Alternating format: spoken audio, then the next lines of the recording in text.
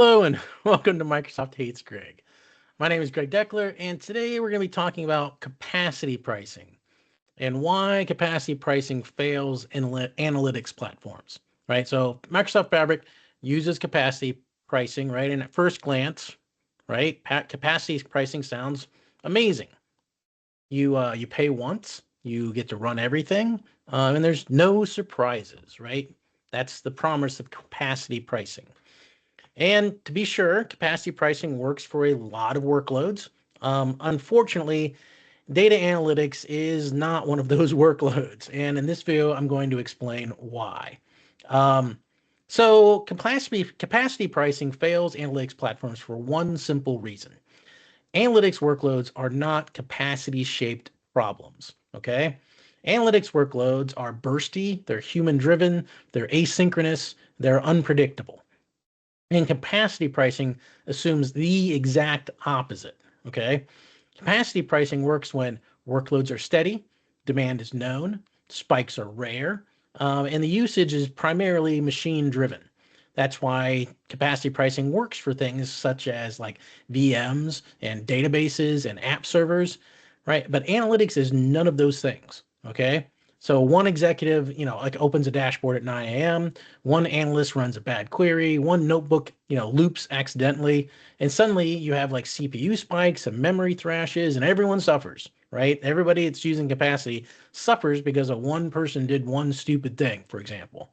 So capacity pricing turns that curiosity that people have, to try to analyze and do data analysis, right? They turn that curiosity into an outage. So under capacity pricing, every user competes with every other user. Every workload steals from the rest. Performance becomes basically political at that point. So teams start asking, well, who ran that query? And why is the refresh so slow? And who's burning the capacity? And that all destroys trust. Analytics platforms thrive on exploration, but capacity pricing punishes it. Okay, and we learned this ages ago, right? Like, and on the screen, you'll see it's been sitting there this entire time I've been talking, but this is what we had back in the day, right? People tried to run a single SQL server and they had transactional databases on it and they had data warehousing and they had reporting and it was miserable, right? And that's why we separated that crap into different servers, right? You had one server to do your transactional pricing, right? You had one server or maybe a cluster to run your data warehouse, and you had a separate server to do your reporting and that sort of thing. So capacity pricing, in a way, is a step backwards from the things we already learned. We already learned don't put all that stuff together in one thing because they all fight one another for the same resources, right? We don't want our transactional system impacted by reporting. We don't want our data warehouse bogged down by data exploration, right? But with a single server and hence a single capacity, it's unavoidable. Okay. And capacity pricing also hides a lot of complexity, right? You don't see which query cost what, which user caused the spike, which workload triggered scaling, right? Until like the finance team shows up and then suddenly everybody wants accountability, but nobody has any answers and the platform gets blamed itself, right? Opaque pricing does not reduce cost anxiety. It just delays it, okay?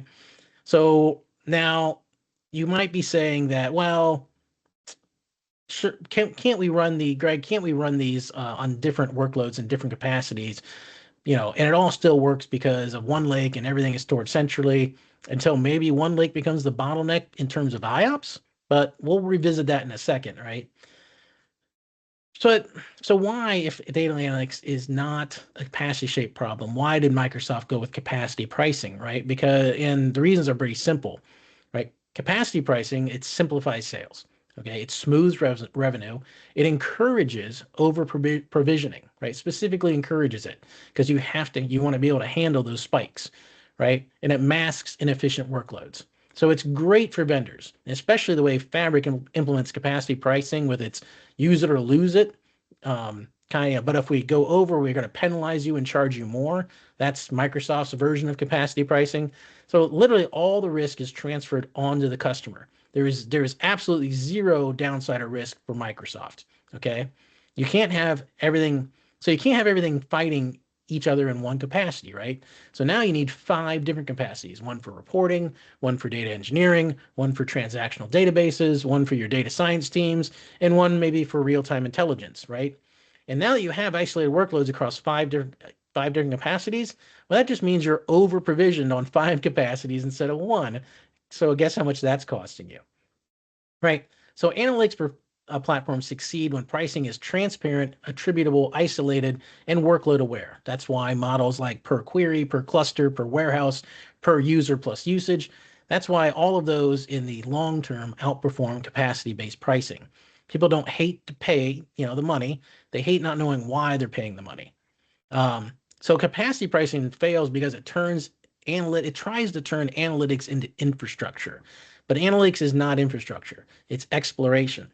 Okay. And exploration is messy, right? And you can't flatten curiosity into a capacity unit. So that is all I had for this video. Hope you enjoyed it, and I'll see you next time.